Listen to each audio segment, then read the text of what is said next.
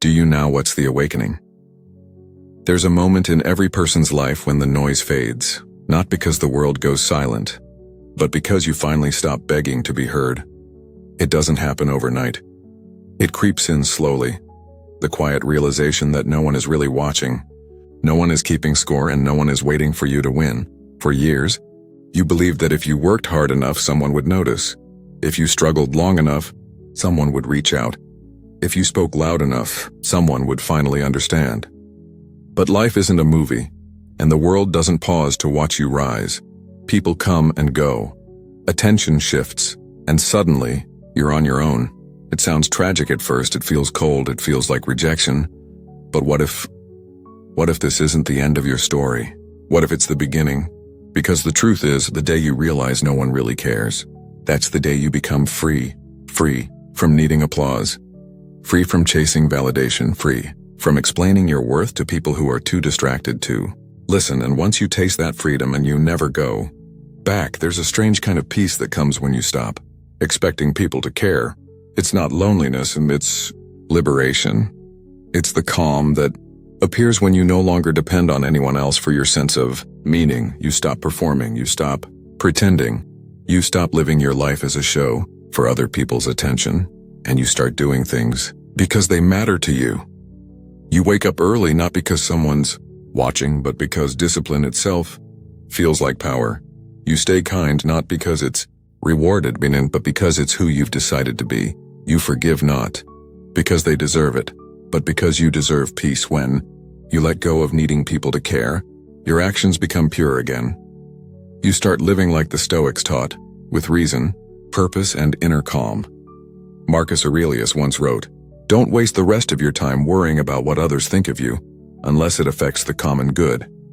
In other words, stop letting other people's opinions be your compass, because their approval won't guide you, it'll confuse you. You don't need an audience, you need awareness, and when you live from that space, your life starts to align in ways you never imagined. The reason people chase attention is because they've mistaken it for love, but love isn't attention. Love is quiet, consistent presence, and that's something the modern world has forgotten. Social media made everyone believe that if people aren't reacting to you, they don't care about you, but that's an illusion. A trap designed to feed your ego and starve your soul. The truth is, people care in fragments. They care when it's convenient. They care until something else distracts them. But that's okay, because it's not their job to care enough. It's yours, your peace, your growth, your consistency. They're all your responsibility. Once you understand that, you stop resenting the world for not showing up, because you realize it was never their role to.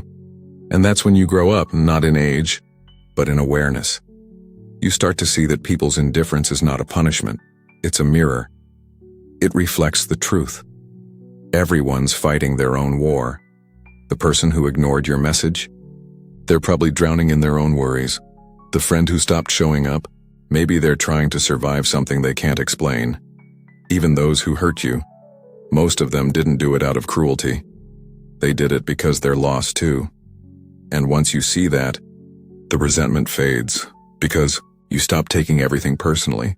You stop thinking life is about you, and you start understanding it's just life. That's when compassion grows quietly in your heart, not loud, not performative, just quiet empathy that expects nothing in return. There's beauty in accepting that no one cares, because it makes you start caring in a different way. You start caring less about what people think and more about what actually matters. You start caring less about being liked and more about being real. You start caring less about being noticed and more about being effective. This shift changes everything. You move from external validation to internal grounding. You start asking, how can I serve? Instead of who's watching me serve. How can I grow? Instead of who's clapping for my growth? And that's when your energy changes. People will start feeling it. They'll sense a stillness in you, a quiet confidence that doesn't need to prove anything. Because when you stop trying to be impressive, you start being impactful. The Stoics were masters of this mindset. They lived in empires built on power and ego, yet they taught humility and calm. Epictetus was a slave, but yet he taught kings how to think. Marcus Aurelius was an emperor, yet he wrote privately. about his own insignificance. Seneca was one of the richest men in Rome, yet he warned against wealth's distractions. They all understood the same thing. What people think of you doesn't matter half as much as who you actually are when no one's looking, because life isn't about being seen. It's about being centered. When you let go of the need to be cared for, something magical happens. You start to notice your own thoughts more clearly. You start to recognize your own patterns. You see how often you've tied your happiness to someone else's approval, how often you've let disappointment define your self-worth, and then you see the truth. You were never unloved. You were just outsourcing love to people who couldn't give it. You were waiting for someone to fill a void that only you were designed to fill. When that realization hits, it's heavy but it's healing, because now, instead of waiting, you start building. Instead of chasing, you start creating. Instead of complaining, you start cultivating peace. This is where strength begins, in solitude. Not the kind of solitude that isolates, but the kind that awakens. You start walking differently. You move through crowds but feel whole inside. You stop explaining your dreams. You stop begging people to understand your vision. You just do the work quietly, consistently, and over time, people notice something unexplainable. You don't seem desperate anymore. You don't seem reactive. You're just calm. That calm unnerves some, inspires others, and attracts the right few, because calm is power. Stillness is strength. And when you stop seeking, the world starts listening. Here's the paradox. The moment you stop needing anyone to care, people start caring, not because you begged for attention, but because your energy shifted. You became someone who doesn't depend on noise to know your worth. And that energy? It's magnetic. It's the kind of presence that walks into a room and changes the air. It's not loud, it's solid, it's not demanding, and it's undeniable. That's the energy of someone who's met themselves fully, who's stopped asking for permission to be, who's accepted that caring starts from within and radiates outward. In a world full of performance, being real becomes rebellion. When everyone's screaming to be seen, silence becomes your signature. When everyone's rushing to be liked, patience becomes your advantage. You stop moving like the crowd. You move like the ocean, steady, deep, unstoppable. This is what the Stoics meant when they spoke of peace through detachment, not numbness, awareness, not weakness, control, not giving up, letting go. And when you master that, everything around you starts to rearrange. The noise fades, the stress softens, the pressure dissolves, because you've stopped trying to fight the current and started learning how to flow with it. You start realizing something profound. It's not that people don't care at all. It's that they care in their own way, at their own level of consciousness. They're just not meant to carry your emotional weight. Only you can do that, and that's okay, because that's what makes life yours. You begin to live with a strange kind of joy, the joy that comes from self-reliance. You begin to walk with gratitude, not for what people give you, but for what you found within yourself. You stop chasing external love and start discovering internal wholeness. And once that happens, you can finally love without fear, give without keeping score, and live without pretending. That's the beginning of real peace. Now we discuss the rebuilding. When the realization hits that no one truly cares, you're left standing in a strange silence. At first, it feels like loss, like the world suddenly turned its back on you, but that silence is sacred, because that's where the rebuilding begins. It's the same silence the Stoics sat in, Marcus Aurelius in his dimly lit tent, after battles that left thousands dead, writing not to be read, but to remember who he was. Epictetus, born a slave, sitting in the dirt, teaching men about freedom of the mind. Seneca, penning letters about peace while Rome roared with chaos outside his door. They all understood something powerful. The external world will always be unstable, but your internal world doesn't have to be. When you stop expecting others to care, your focus turns inward. You stop blaming the world for your pain, and you start studying it. You start asking different questions. Instead of, why is this happening to me? You begin to ask, what is this trying to teach me? And that single shift, that quiet mental pivot, can change your life. Because suddenly, pain becomes information. Failure becomes feedback. Loneliness becomes space to grow. You begin to see every struggle not as punishment, but as preparation. It's easy to care when people are watching, but real strength is what you build when no one's clapping. When you're alone in your room, when you're tired, when nothing you do seems to matter, that's where character is forged. The gym of the Stoic mind isn't crowded, it's empty. It's you versus yourself. Can you stay disciplined when there's no validation? Can you stay kind when kindness isn't returned? Can you stay calm when everything's on fire? That's the Stoic test, not to win in front of people, but to win within yourself. Every day the world will test you, someone will disrespect you, something will not go as planned. You'll feel overlooked, unappreciated, misunderstood, and in that moment, you have a choice. You can react, give them your energy, your peace, your power. Or you can breathe, stay still and remind yourself, their behavior is their problem, my response is mine. That's emotional mastery. It's not about suppressing emotion, it's about understanding it, controlling it, redirecting it. Anger, sadness, disappointment, they're all part of you, but they're not meant to drive. They're meant to inform. You feel anger? It's showing you what you value. You feel sadness? It's showing you what you lost. You feel fear? It's showing you what matters. Emotion is a signal, not a command. And when you stop obeying every emotion, you become untouchable. The Stoics called this inner citadel, the fortress of the soul. It's built through self-discipline, patience, and awareness. Every time you choose calm over chaos, you add a brick. Every time you choose restraint over reaction, another brick. Every time you choose truth over comfort, another brick. And over time, that fortress becomes unshakable. People can insult you, betray you, ignore you, and yet, you stay centered.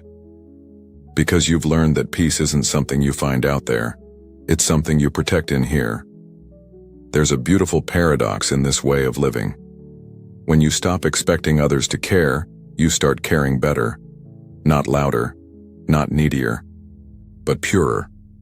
You care for people because it's right, not because it's returned. You help because it feels aligned, not because it's noticed. You love without ownership, forgive without debt, give without scoreboard. That's real freedom. It doesn't mean you don't feel hurt. It means the hurt no longer controls you. It passes through you like wind through an open field. You acknowledge it, but you don't hold it hostage. You let go, and in that letting go, you rise. When Marcus Aurelius wrote, "Choose not to be harmed and you won't be," he wasn't being poetic. He was being practical. He meant that harm is often a choice. Not the event itself, but the meaning we attach to it. Someone insults you, but the real damage only happens if you let it take root. Someone betrays you, but the pain lasts only if you keep replaying it. Your peace is your perception, and perception, my friend, is under your control. Imagine you're standing in the middle of a storm. Winds howling, trees bending, chaos all around. Now imagine instead of running, you sit. You breathe. You realize you can't stop the storm, but you don't have to be swept away either. That's Stoicism. That's awareness. That's power. It's not about being emotionless. It's about being emotionally intelligent. Because emotions are temporary, but your decisions echo. Once you internalize that, you start walking differently. The things that used to break you, they still happen, but they don't define you. You stop chasing explanations. You stop needing closure. You stop expecting fairness. You start building peace from the inside out. You learn that people don't owe you understanding. You owe yourself wisdom. They don't owe you effort. You owe yourself consistency. They don't owe you support. You owe yourself perseverance. That's maturity. That's self-ownership. That's what happens when you stop waiting for someone to care. You become your own anchor. The world respects that energy, even if it doesn't say it out loud, because calmness in chaos is rare, composure under pressure is rare, and people are drawn to it like fire in the dark.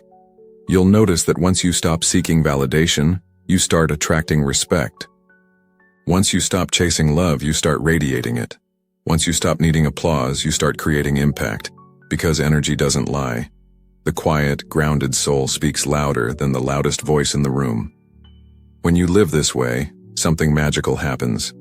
You start trusting life again. Not because it's easy, but because you're ready for whatever it brings. You understand that loss, pain, betrayal, they're all teachers, each one carving you into something sharper, clearer, more awake. And suddenly, you don't resent your struggles anymore. You respect them. Because you see that every person who let you down taught you independence. Every door that closed taught you patience. Every heartbreak taught you self-worth. Every failure taught you resilience. They didn't break you. They built you.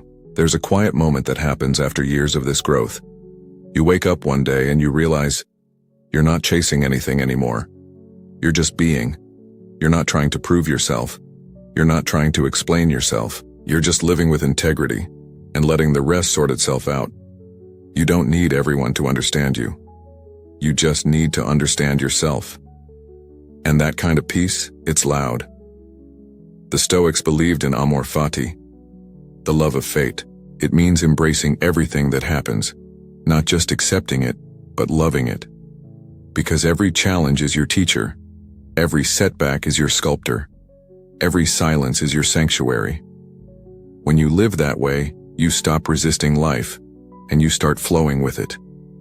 You stop asking, why me? You start saying, try me. That's when you know you've crossed the line between suffering and strength. As the years pass, you'll lose people. You'll outgrow places.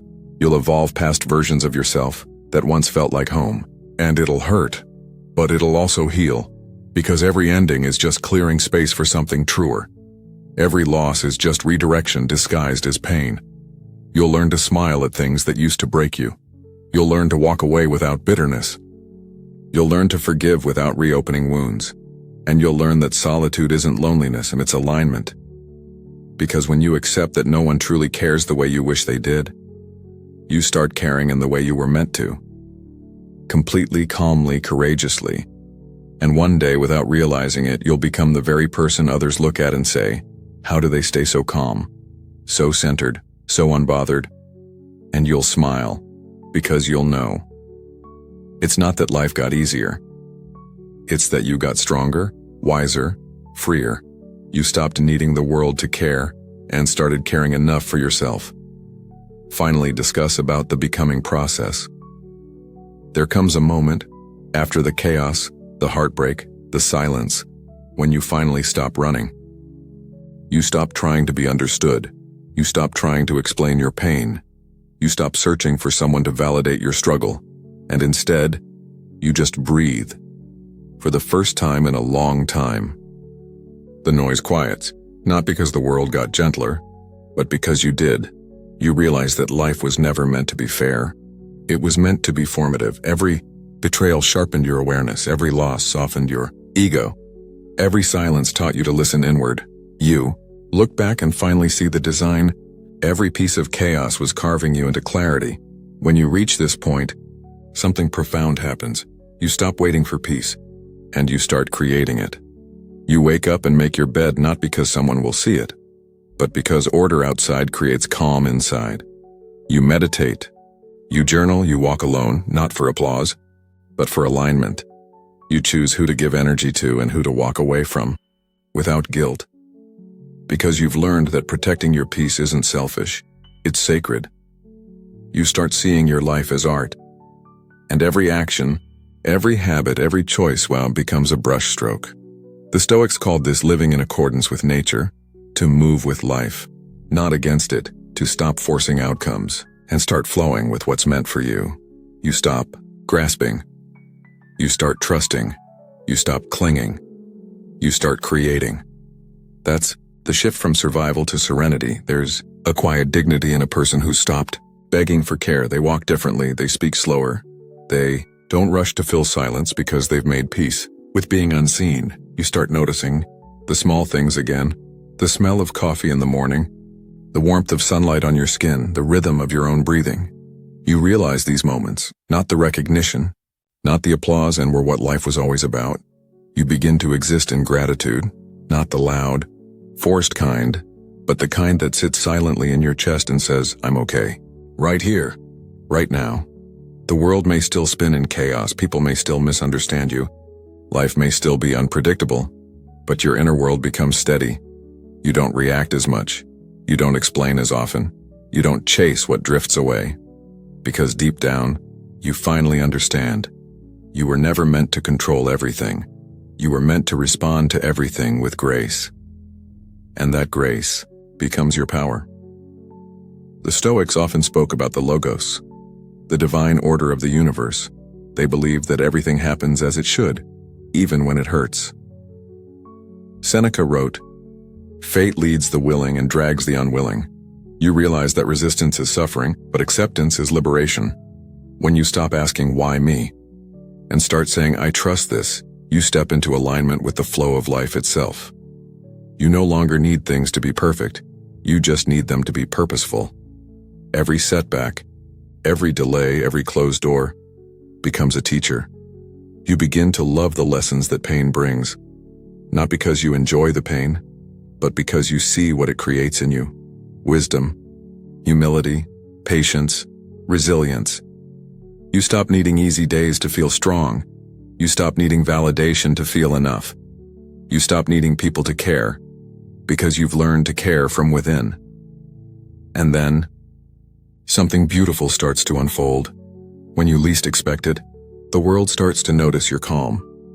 Not because you demanded attention, but because you no longer crave it. People feel your steadiness, they trust your energy, they gravitate toward your presence. You become a mirror of peace in a world addicted to noise. But here's the thing, you don't get attached to that either, because you know everything in life is fleeting. The praise, the criticism, the attention, the silence. You don't hold on to any of it. You just keep moving with quiet purpose. You learn to give fully, love freely, and detach gracefully, because you understand that nothing is truly yours and except your character. Marcus Aurelius said, "Waste no more time arguing about what a good man should be. Be one." That's what this journey becomes about. Not talking, becoming, not pretending, being, not hoping people care, living like it doesn't matter. Because when you live aligned with your principles, you no longer need permission to be at peace. You stop chasing success that looks good, and you start building a life that feels good. You stop trying to be impressive and start trying to be consistent, because consistency is the real flex. It's what builds strength. It's what earns respect. It's what shapes destiny. When you move through life with this calm strength, you start to notice something. The same people who once doubted you start watching in silence. The same ones who ignored you start asking for advice. The same world that didn't care begins to admire your peace. But you don't let that feed your ego. You let it remind you of how far you've come. You remember the lonely nights, the confusion, the heartbreak, and you smile, not with arrogance but with gratitude, because those moments, the ones no one cared about, were the ones that built you. You realize what you once saw as abandonment was actually redirection. What you once saw as rejection was actually refinement. You didn't lose people. You found yourself. The old version of you, the one who needed everyone to care, wouldn't even recognize the person you are now. Because now, you don't need constant reassurance. You don't need validation. You don't even need things to make sense anymore. You've learned to trust your own stillness. You've learned that silence can be sacred, not scary. You've learned that peace doesn't mean everything's perfect. It means you've stopped trying to control everything that isn't. That's what true strength looks like. It's not loud, it's not showy. It's not about dominance, it's the quiet, grounded energy of someone who's been through storms and finally learned how to dance in the rain. So now, you live differently. You don't run from pain and you study it. You don't chase love, you embody it. You don't wait for the world to care, and you lead by caring better. You care with boundaries, you love with freedom, you give without losing yourself, because you understand that the only way to truly love life is to accept all of it, the highs, the lows, the applause, the silence, the chaos, the calm. All of it is part of the same divine rhythm. And when you align with that rhythm, you stop forcing and then start flowing. That's when life begins to open up again. People will still test you, the world will still disappoint you. But you'll meet it all with grace. You'll see through anger and understand fear. You'll feel pain, but you won't drown in it. You'll experience loss, but you won't lose yourself, because you've learned that peace isn't a place you go, it's who you become. And now, you finally understand the deepest Stoic truth of all. When you accept that no one cares, you become capable of caring in a way that's real, powerful, and unconditional. You care without expectation. You act without recognition. You love without possession. You live without fear. That's what freedom feels like. That's what wisdom looks like. That's what becoming truly alive means. You've stopped needing the world to hold you, because you've learned to hold yourself. And that changes everything. In the end, the journey isn't about being noticed. It's about noticing. It's about walking through this world quietly, intentionally, and knowing that your calm, your discipline, your stillness is your legacy. You don't need to be loud to be legendary. You just need to live with truth, because when you accept that no one truly cares, you unlock the power to care correctly, with purpose, with strength, with love, and that's where the real transformation begins.